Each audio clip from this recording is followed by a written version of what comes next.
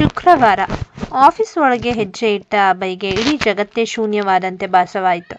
ಕಳೆದ 1 ತಿಂಗಳಿಂದ ಮಿಲನಾಳ ಮುಖ ನೋಡದೆ, ಅವಳ ಜೊತೆ ಜಗಳ ಆಡದೆ ಅವನಿಗೆ ದಿನವೇ ಕಳೆಯುತ್ತಿರಲಿಲ್ಲ. ಅವಳ ಆ ಸಿಡಿಮಿಡಿ ಕೋಪ, ಆ ಹಠದ ಕಣ್ಣುಗಳು ಅವನ ಮನಸ್ಸಿನಲ್ಲಿ ಎಷ್ಟು ಆಳವಾಗಿ ಅಚ್ಚೊತ್ತಿದ್ದವು ಎಂದರೆ, ಆಫೀಸ್ನ ಪ್ರತಿ ಮೂಲೆಯಲ್ಲೂ ಅವಳೇ ಕಾಣಿಸುತ್ತಿದ್ದಳು. ಸೂರಜ್ ಮತ್ತು ನೇತ್ರ ಕ್ಯಾಂಟೀನ್ನ ಕಡೆ ಹೋದಾಗಲಂತಲೂ ಅಭಯ್ಗೆ ಉರಿ ಹತ್ತಿಕೊಳ್ಳುತ್ತಿತ್ತು. ಆದರೆ ಕೆಣಕಲು ಅಲ್ಲಿ ಮಿಲನ ಇರಲಿಲ್ಲ. ಹೇಗೋ ಒದ್ದಾಡಿಕೊಂಡು ಶುಕ್ರವಾರದ ಆಫೀಸ್ ಮುಗಿಸಿ ಮನೆಗೆ ಬಂದ. ರಾತ್ರಿ ಹಾಸಿಗೆ ಮೇಲೆ ಮಲಗಿದರೂ ಕಣ್ಣು ಮುಚ್ಚಿದರೆ ಮಿಲನಾಳ ಮುಖವೇ ಕಣ್ಣು ಮುಂದೆ ಬರುತ್ತಿತ್ತು. ಇಲ್ಲ, ಇನ್ನು ನನ್ನ ಕೈಯಿಂದ ಆಗಲ್ಲ ಎಂದುಕೊಂಡ ಅಭಯ್ ಬೆಡ್ನಿಂದ ತಟ್ಟನೆ ಎದ್ದನು. ಅವಳು ಆಫೀಸ್ಗೆ ಸೇರುವಾಗ ಕೊಟ್ಟಿದ್ದ ರೆಸ್ಯೂಮ್ ಫೈಲ್ ತೆಗೆದು ಅವಳ ಹಳ್ಳಿಯ ವಿಳಾಸವನ್ನು ಫೋನ್ಗೆ ನೋಟ್ ಮಾಡಿಕೊಂಡ. ಶನಿವಾರ ಬೆಳಿಗ್ಗೆ ಯಾರಿಗೂ ಹೇಳದೆ ತನ್ನ ಐಷಾರಾಮಿ BMW ಕಾರನ್ನು ಹಳ್ಳಿಯ ಧೂಳಿನ ರಸ್ತೆಯ ಕಡೆಗೆ ಮುಖ ಮಾಡಿ ಸವಾರಿ ಬೆಳೆಸಿದ. ಅತ್ಯಾಧುನಿಕ ಸೂಟ್ ಧರಿಸಿ ಬ್ರ್ಯಾಂಡೆಡ್ ಪರ್ಫ್ಯೂಮ್ ಹಾಕಿಕೊಂಡು ಕಣ್ಣಿಗೆ ಗೂಗಲ್ ಮ್ಯಾಪ್ ಇಟ್ಟುಕೊಂಡ ಅಭಯ್ ಹಳ್ಳಿಯ ಗಡಿ ಇಕ್ಕಟ್ಟಾದ ರಸ್ತೆಗೆ ಬಂದಾಗ ಕಾರಿನ ಚಕ್ರ ಕೆಸರಿನಲ್ಲಿ ಸಿಕ್ಕಿ ಹಾಕಿಕೊಂಡಿತ್ತು. ಗೂಗಲ್ ಮ್ಯಾಪ್ ಕೂಡ ರೈಟ್ ತಗೊಳ್ಳಿ ಎಂದು ಹೇಳಿ ನೇರವಾಗಿ ಒಂದು ಹಸುವಿನ ಕೊಠಡಿಯ ದಾರಿ ತೋರಿಸುತ್ತಿತ್ತು. ಅಭಯ್ ಕಾರಿನಿಂದ ಕೆಳಗಿಳಿದು ಕೋಪದಿಂದ ಸನ್ ಗ್ಲಾಸ್ ತೆಗೆದ. ಅಷ್ಟರಲ್ಲಿ ಅಲ್ಲಿಗೆ ಸೈಕಲ್ ಮೇಲೆ ಬಂದ ಒಬ್ಬ ಹಳ್ಳಿಯ ಮುದುಕನನ್ನು ನಿಲ್ಲಿಸಿದ. ಅಭಯ್, ಎಕ್ಸ್ಕ್ಯೂಸ್ ಮೀ, ಇಲ್ಲಿ ಶಾರದಾ ಅವರ ಮನೆಯಲ್ಲಿದೆ. ಅವರ ಮಗಳು ಮಿಲನ ಬೆಂಗಳೂರಲ್ಲಿ ಕೆಲಸ ಮಾಡ್ತಾಳಲ್ಲ. ಮುದುಕ ಅಭಯ್ನ ಕೋಟು ಬೂಟು ನೋಡಿ ದಂಗಾಗಿ, ಯಾರಪ್ಪ ನೀನು? ಮದುವೆ ಗಂಡ? ಮಿಲನಾಗೆ ಗಂಡು ನೋಡೋಕೆ ಬಂದಿದ್ದೀಯಾ ಅಂದ ಗಟ್ಟಿಯಾಗಿ. ಅಭಯ್ ಲಿಂಬೆ ಹಣ್ಣು ಕಚ್ಚಿದವನಂತೆ ಮುಖ ಮಾಡಿ, ಹೇ, ಮದುವೆ ಗಂಡು ಅಲ್ಲ ನಾನು, ಅವಳ ಬಾಸ್, ಕಂಪನಿ MD. ಮುದುಕ, ಬಸ್ಸ ಲಾರಿ ಹಿಡ್ಕೊಂಡಿದ್ದೀಯಾ? ಸರಿ ಸರಿ, ಹಾಗೆ ನೇರ ಹೋಗಿ ಆ ಆಲದ ಮರ ಸಿಕ್ಕರೆ ಎಡಕ್ಕೆ ತಿರುಗೋ. ಅಲ್ಲಿ 4 ಕೋಳಿಗಳು ಮೇಯ್ತಿರ್ತವೆ. ಅದರ ಪಕ್ಕದಲ್ಲೇ ಇರೋದು ಶಾರದಕ್ಕನ ಮನೆ. ಅಭಯ್ ತಲೆ ಕೆರೆದುಕೊಳ್ಳುತ್ತಾ ಕಾರನ್ನು ಹರಸಾಹಸಪಟ್ಟು ಕೋಳಿಗಳಿದ್ದ ಜಾಗಕ್ಕೆ ತಂದು ನಿಲ್ಲಿಸಿದ್ದ. ಮಿಲನ ಆಗ ತಾನೇ ಮನೆಯ ಅಂಗಳದಲ್ಲಿ ಕಸ ಗುಡಿಸಿ ಬಕೆಟ್ನಿಂದ ನೀರು ತಂದು ಸಗಣಿ ನೀರು ಸಿಂಪಡಿಸುತ್ತಿದ್ದಳು. ಹಳ್ಳಿ ಲಂಗಾದಾವಣಿ ಉಟ್ಟು ತಲೆಗೆ ಮಲ್ಲಿಗೆ ಹೂ ಮುಡಿದಿದ್ದ ಅವಳ ಆ ಮುಗ್ಧ ರೂಪವನ್ನು ನೋಡಿ ಅಭಯ್ ಒಂದು ಕ್ಷಣ ಸ್ಟನ್ ಆದ. ಕಾರಿನ ಹಾರ್ನ್ ಸದ್ದು ಕೇಳಿ ಮಿಲನ ತಲೆ ಎತ್ತಿ ನೋಡಿದಳು. ಕಾರಿನಿಂದ ಇಳಿದು ಬರುತ್ತಿದ್ದ ಅಭಯ್ನನ್ನು ನೋಡಿ ಅವಳ ಕೈಯಲ್ಲಿದ್ದ ಕಸಪೊರಕೆ ಕೆಳಗೆ ಬಿದ್ದಿತ್ತು. ಕಣ್ಣುಗಳನ್ನು ಉಜ್ಜಿಕೊಂಡು, ಇದೇನು ಭ್ರಮೆಯಾ? ಈ ಸೈಕೋ ಬಾಸ್ ಇಲ್ಲಿಗೆ ಹೇಗೆ ಬಂದ ಎಂದುಕೊಂಡಳು. ಮಿಲನ ಗಾಬರಿಯಿಂದ ಓಡಿ ಬಂದು, ಸರ್ ನೀವಾ? ನೀವೆಲ್ಲಿಗೆ? ಯಾಕೆ ಬಂದ್ರಿ? ನಾನೇನಾದರೂ ಮಾಡಿದ್ನಾ? ಅಭಯ್ ತನ್ನ ಗತ್ತನ್ನು ಬಿಡದೆ ಕೋಟನ್ನು ಸರಿಪಡಿಸಿಕೊಳ್ಳುತ್ತಾ, ಹಲೋ ಮಿಸ್ ಮಿಲನ, ನಾನಿನ್ನು ನಿನ್ನನ್ನು ಹುಡುಕಿಕೊಂಡು ಬಂದಿಲ್ಲ. ಈ ಕಡೆ ಒಂದು ಇಂಪಾರ್ಟೆಂಟ್ ಬಿಸ್ನೆಸ್ ಮೀಟಿಂಗ್ ಇತ್ತು. ಹಾಗೆ ದಾರಿಯಲ್ಲಿ ನಿನ್ನ ಮನೆ ವಿಳಾಸ ನೆನಪಾಯಿತು. ಅದಕ್ಕೆ ನಿನ್ನ ಬ್ಯಾಕ್ಗ್ರೌಂಡ್ ಚೆಕ್ ಮಾಡೋಣ ಅಂತ ಬಂದೆ.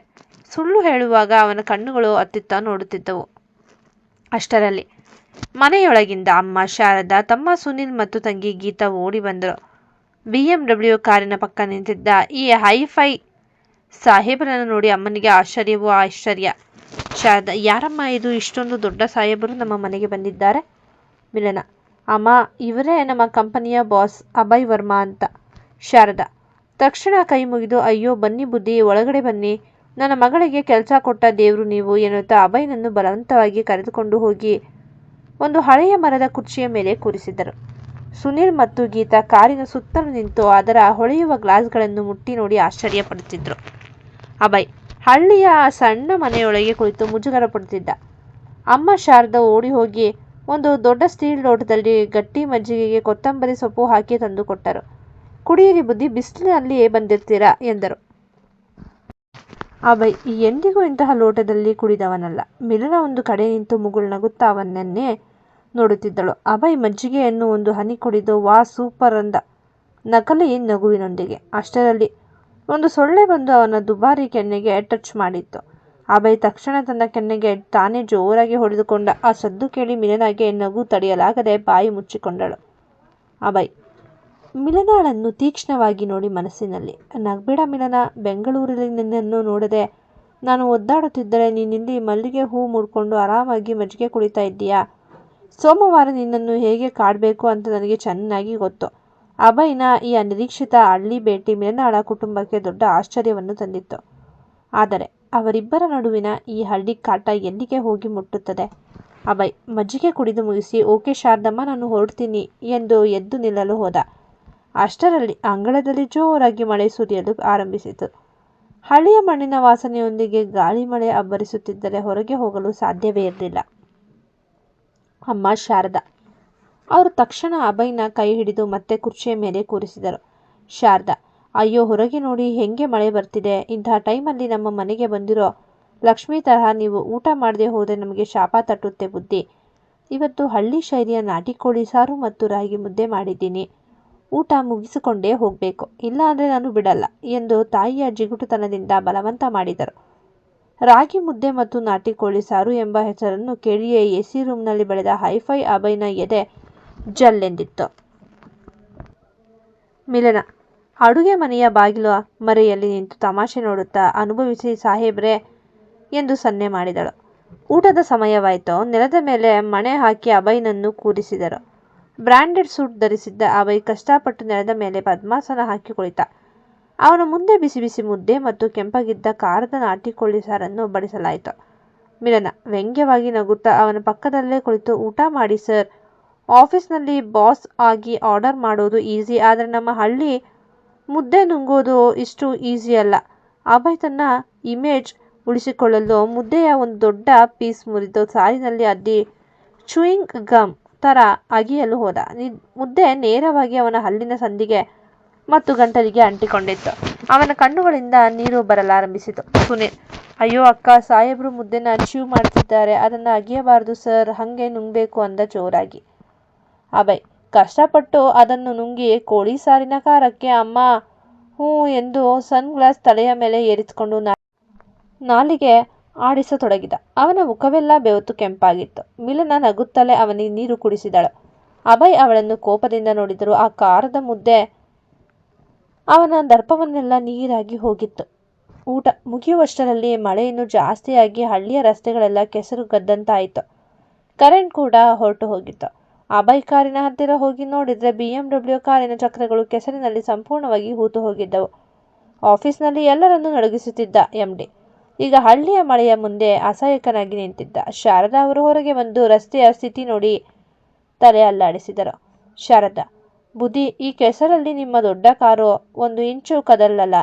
ಹಳ್ಳಿ ರಸ್ತೆ ಗೊತ್ತಲ್ವಾ, ಮಳೆ ನಿಂತು ನಾಳೆ ಬಿಸಿಲು ಬರೋವರೆಗೂ ಗಾಡಿ ತಗೊಳ್ಳೋಕ್ಕೆ ಆಗಲ್ಲ. ಇವತ್ತು ರಾತ್ರಿ ನೀವು ನಮ್ಮ ಮಣ್ಣಿನ ಮನೆಯಲ್ಲೇ ಉಳ್ಕೋಬೇಕು, ಬೇರೆ ದಾರಿನೇ ಇಲ್ಲ.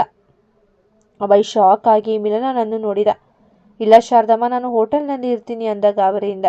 ಮಿಲನ ನಗುತ್ತಾ ಸರ್, ಈ ಹಳ್ಳಿಯ ಸುತ್ತಮುತ್ತ 5 ಕಿಲೋಮೀಟರ್ಗಳವರೆಗೂ ಯಾವುದೂ ಹೋಟೆಲ್ ಇಲ್ಲ, ಕರೆಂಟ್ ಬೇರೆ ಇಲ್ಲ, ಕತ್ತಲಲ್ಲಿ ಹೇಗೆ ಹೋಗ್ತೀರಾ? ಅಮ್ಮ ಹೇಳಿದ್ದು ಕರೆಕ್ಟ್, ಇವತ್ತು ರಾತ್ರಿ ನೀವು ಇಲ್ಲೇ ಇರಬೇಕು. ಅಭಯ್ ಅನಿವಾರ್ಯವಾಗಿ ಒಪ್ಪಿಕೊಳ್ಳಬೇಕಾಯಿತು. ಕೋಟ್ ಬಿಚ್ಚಿಟ್ಟು ಕೈಯಲ್ಲಿ ಒಂದು ಹಳೆಯ ಬೀಸಣಿಗೆ ಹಿಡಿದುಕೊಂಡು ಮಂಚದ ಮೇಲೆ ಕುಳಿತ.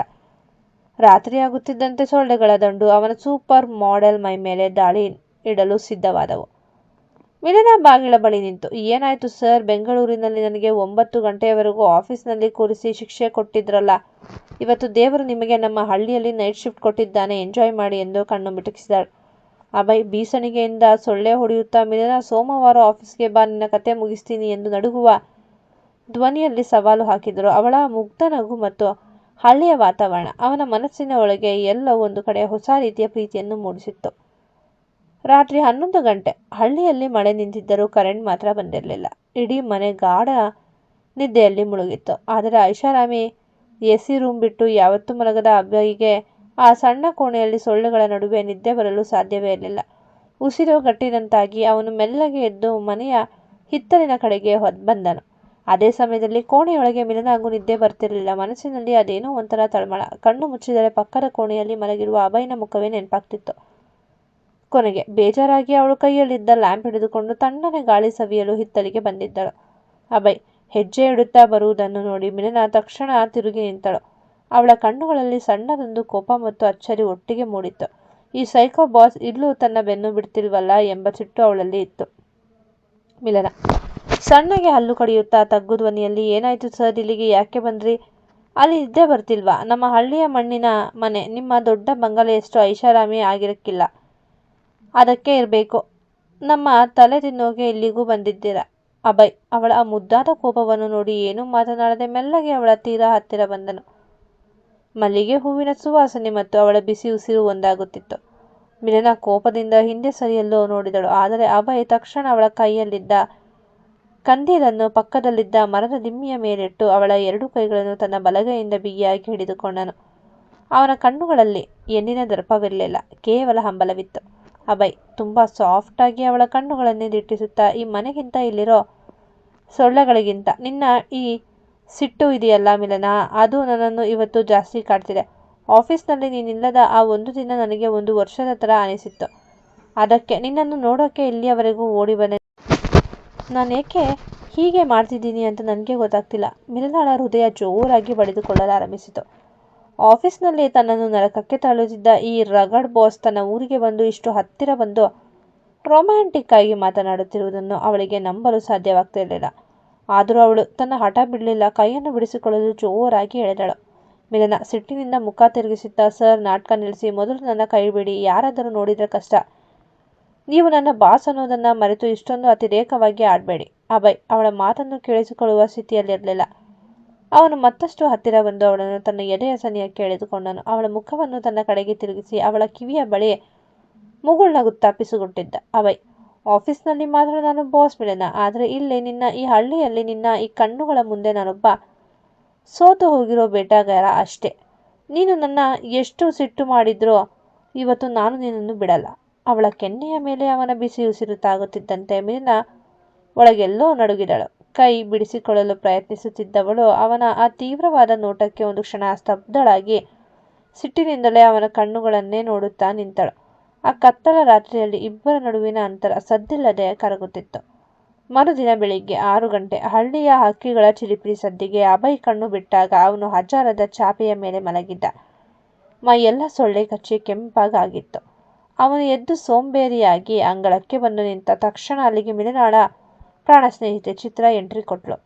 BMW ಕಾರು ಮತ್ತು ಕೈಯಲ್ಲಿ ಕಾಫಿ ಲೋಟ ಹಿಡಿದು ಹಳ್ಳಿಯ ಹಳೆ ಶರ್ಟ್ ಧರಿಸಿ ನಿಂತಿದ್ದ ಅಭಯ್ನನ್ನು ನೋಡಿ ಚಿತ್ರಾಗೆ ನಗು ತಡೆಯಲು ಸಾಧ್ಯವೇ ಆಗಲಿಲ್ಲ.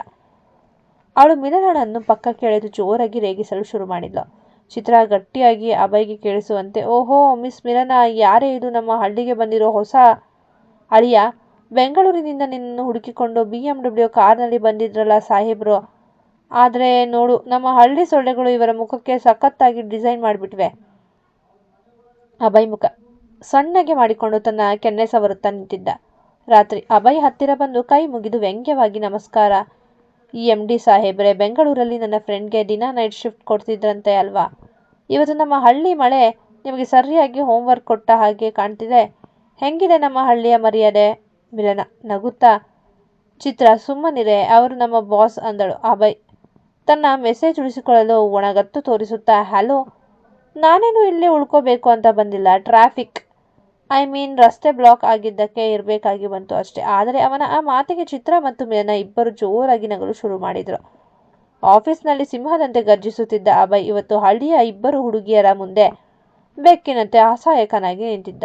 ಈ ಕತೆ ನಿಮಗೆ ಇಷ್ಟವಾಗಿದ್ದಲ್ಲಿ ಕತೆಯನ್ನು ಪ್ರೋತ್ಸಾಹಿಸಿ, ಶೇರ್ ಮಾಡಿ ಮತ್ತು ಸಬ್ಸ್ಕ್ರೈಬ್ ಮಾಡಿ. ಧನ್ಯವಾದಗಳು.